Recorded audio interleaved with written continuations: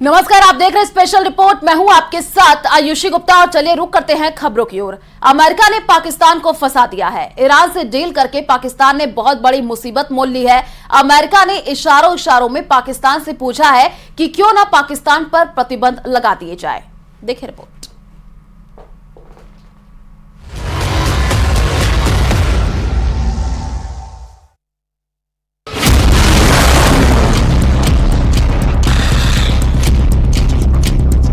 America ने missile छोड़ दी है। ये बैलिस्टिक नहीं, पाकिस्तान पर आर्थिक पाबंदी वाली मिसाइल है जो लॉन्च हो चुकी है।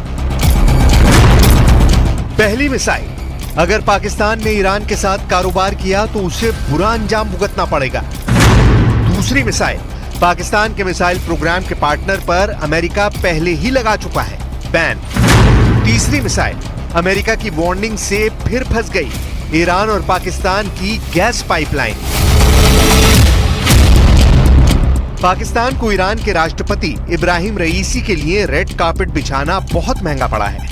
इजराइल पर 300 से ज्यादा मिसाइल और ड्रोन से हमला करने के बाद जब रईसी अपने पहले विदेश दौरे पर पाकिस्तान पहुंचे तो सबसे पहले अमेरिका के ही कान खड़े हुए।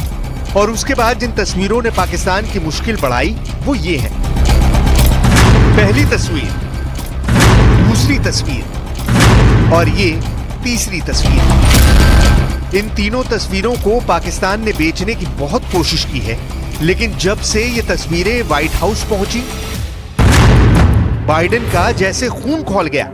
बाइडेन समेत अमेरिका की पूरी लीडरशिप का गुस्सा फूटा। अमेरिका की तरफ से फौरन पाकिस्तान के खिलाफ बयान जारी हुआ और टारगेट पर पाकिस्तान नजर आया। अमेरिका ने इशारों में पाकिस्तान को बहुत बड़ी चेतावनी दी है। वार्निंग ये है कि ईरान के साथ कारोबार करना पाकिस्तान को बहुत महंगा पड़ेगा और उसे इसका अंजाम भुगतना पड़ेगा। अमेरिका ने कहा कि हम ईरान के साथ कारोबार की इच्छा रखने वाले किसी भी व्यक्ति को प्रतिबंधों के संभावित जोखिम के बारे में सजग रहने की सलाह देते हैं। पाकिस्तान सरकार को अपनी विदेश नीति के बारे में बेहतर पता होगा।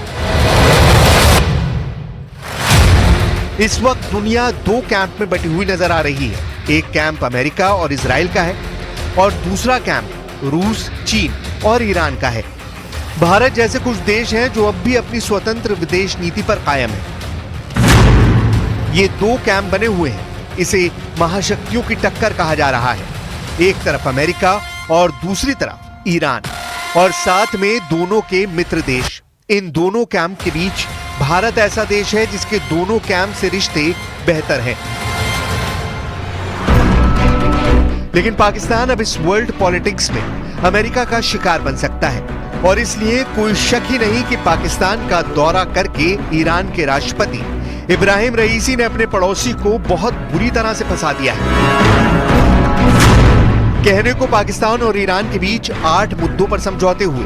दोनों के बीच द्विपक्षीय कारोबार 10 अरब डॉलर तक पहुंचाने पर बात हुई, लेकिन पाकिस्तान की सबसे बड़ी कोशिश नाकाम हो गई क्योंकि दोनों के साझा बयान में कश्मीर का जिक्र गायब रहा। इब्राहिम रईसी ने पाकिस्तान की कश्मीर वाली साजिश को ठेंगा दिखा दिया। इससे पहले पाकिस्तान को अमेरिका से एक और झटका लग चुका है। अमेरिका ने पाकिस्तान के बैलिस्टिक मिसाइल प्रोग्राम में उसकी मदद करने वालों पर पाबंदी लगाई है। इसमें बेलारूस और चीन की 3 कंपनी शामिल हैं।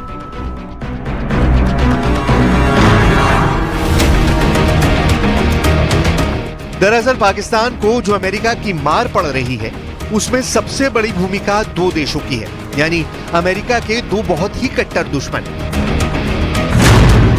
पहला है चीन, जो पाकिस्तान का दोस्त है लेकिन अमेरिका का सबसे बड़ा प्रतिद्वंदी, आप दुश्मन भी कह सकते हैं। दूसरा है ईरान, जो पाकिस्तान के करीब तो आया है लेकिन ईरान अमेरिका का सबसे खतरनाक दुश्मन है। ईरान पर अमेरिका की तीखी नजर है और जब पश्चिम एशिया में हालात बहुत तेजी से बदल रहे हैं, अमेरिका को अपने अड्डों पर खतरा मंडराता नजर आ रहा है, तब वो ईरान के हर नए रिश्ते को बारीकी से देख रहे हैं। तेल अवीव और तेहरान के मौजूदा झगड़े में इस वक्त ईरान को बाजी पलटने वाला देश कहा जा रहा है। ईरान ने जब इजराइल पर मिसाइल दागी तो पूरी दुनिया ने देखी, लेकिन जब इजराइल की तरफ से इस्फहान में हमले की बात हुई तो ना ईरान ने इसे माना, ना ही इजराइल की तरफ से कोई आधिकारिक बयान आया। अब ईरान के राष्ट्रपति ने पाकिस्तान और श्रीलंका का दौरा करके बताने की कोशिश की है कि ईरान को अलग थलग करना आसान नहीं है। भारत में ईरान के राजदूत ने कहा कि 2024 में इब्राहिम रईसी भारत का भी दौरा जरूर करेंगे और यहीं पर भारत ईरान संबंधों को लेकर अमेरिका के प्रतिबंधों और नई दिल्ली की कूटनीति का सबसे बड़ा इम्तिहान होगा।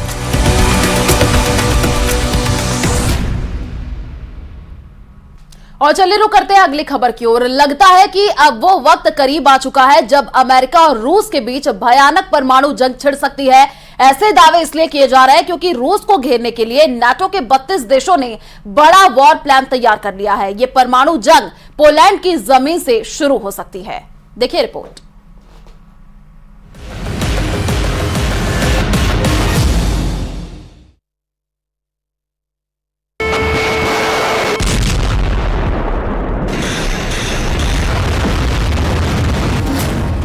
रूस के दरवाजे पर परमाणु जंग। लगता है यूक्रेन की हार के डर से 32 देशों से बना नेटो अब रूस से परमाणु जंग करने के लिए मजबूर होता जा रहा है। जो हालात रूस से सटे पोलैंड के अंदर चल रहे हैं वो चीख चीख कर गवाही दे रहे हैं कि अब अमेरिका, ब्रिटेन जैसे 32 नेटो देश यूक्रेन को बचाने के लिए रूस पर सीधा परमाणु हमला कर सकते हैं। यूक्रेन के प्रधानमंत्री डेनिस शमिहाल ने तो यहाँ तक कह दिया है कि अगर यूक्रेन रूस से जंग हारता है तो दुनिया तीसरे विश्व युद्ध में भस्म हो जाएगी। पोलैंड में एटम बम, विश्व युद्ध शुरू। रूस यूक्रेन युद्ध को तीसरा साल शुरू हो चुका है। रूस यूक्रेन के बहुत बड़े हिस्से पर कब्जा कर चुका है। अमेरिका, ब्रिटेन, फ्रांस, जर्मनी समेत नेटो के तमाम देशों की बेशुमार सैन्य ताकत भी रूसी सेना को रोक नहीं पाई है। यहाँ तक कि राष्ट्रपति पुतिन का भयानक गुस्सा और फौजी ताकत ने साबित कर दिया है कि रूस को हराना लगभग नामुमकिन है। अब ऐसे हालात में नेटो ने ऐसा खौफनाक और बड़ा कदम उठाया है जिसकी वजह से अब नेटो के 32 देशों के साथ रूस की परमाणु जंग हो सकती है। पश्चिमी मीडिया के दावों के मुताबिक नेटो अपने परमाणु बम और मिसाइलें नेटो देश पोलैंड में तैनात करने जा रहा है। यानी पोलैंड की जमीन से अब रूस पर नेटो सीधा परमाणु हमला कर सकता है। अगर ऐसा हुआ तो नेटो के परमाणु हथियारों से रूस को भारी नुकसान हो सकता है। दावा तो यहाँ तक किया जा रहा है कि यूक्रेन युद्ध में नेटो के नाकामयाब होने की वजह से अब नेटो रूस से परमाणु जंग के लिए तैयार हो रहा है ताकि पुतिन के रूस को यूरोप पर कब्जा करने से रोका जा सके। पोलैंड के राष्ट्रपति अंद्रेज डूडा ने भी माना है कि नेटो के परमाणु हथियार पोलैंड की धरती से रूस से मुकाबला कर सकते हैं। इधर रूस ने साफ कहा है कि अमेरिका और नेटो अब रूस को उस जंग के लिए उकसा रहे हैं जहां रूस अपने सभी दुश्मनों को परमाणु जंग में तबाह कर देगा।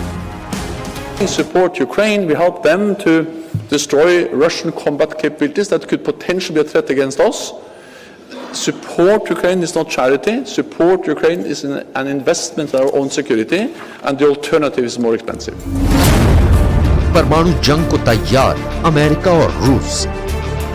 नेटो सेना ने रूस के बॉर्डर पर अपनी सेना की मौजूदगी बढ़ा दी है। रूस और नेटो के आमने सामने की टक्कर किसी भी वक्त शुरू हो सकती है। यूक्रेन युद्ध के बीच पोलैंड को रणनीतिक रूप से बहुत अहम स्थान हासिल है। पोलैंड की सीमा बेलारूस से मिलती है और रूस का रणनीतिक सैन्य अड्डा कलिनिनग्राद भी पोलैंड से सटा हुआ है। यूक्रेन को हमेशा से आश्वासन दिया गया है कि अगर पोलैंड की जरूरत पड़ेगी तो वो हर समय मदद को तैयार है। पोलैंड के राष्ट्रपति डूडा ने खुलासा किया कि कुछ समय अमेरिका और पोलैंड के बीच परमाणु बम को लेकर बातचीत जारी है। खतरे को देखते हुए रूस ने भी अपनी तैयारी पूरी कर ली है। नेटो की चुनौती का सामना करने के लिए मॉस्को और सेंट पीटर्सबर्ग इलाके को भी मिलिट्री डिस्ट्रिक्ट के रूप में विकसित किया जा रहा है ताकि किसी भी इमरजेंसी स्थिति से आसानी से निपटा जा सके।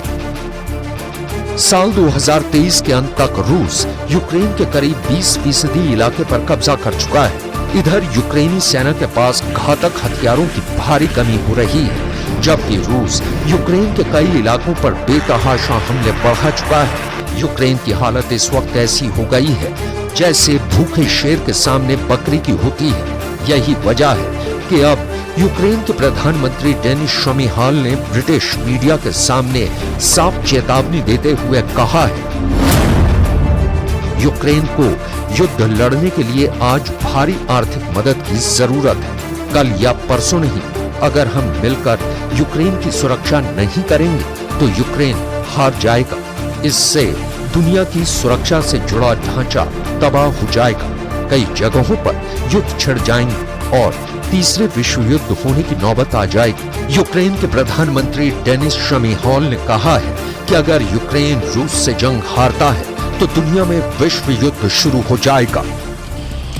ऐसे हालातों की वजह से रूस को अब पोलैंड की तरफ से नेटो के 32 देश मिलकर घेर रहे हैं। जरा देखिए इस वक्त नेटो और रूस के बीच क्या चल रहा है। रूस के रक्षा मंत्री सर्गेई शोइगु का दावा है कि रूस की सीमा पर नेटो के 1,23,000 सैनिक मौजूद हैं। इस बीच यूएस के हाउस ऑफ रिप्रेजेंटेटिव ने यूक्रेन के लिए $61 बिलियन की सहायता देने वाला प्रस्ताव पारित कर दिया है, जो रूस के लिए गंभीर खतरे वाली बात है। खतरे को देखते हुए रूस ने भी अपनी तैयारी पूरी कर ली है।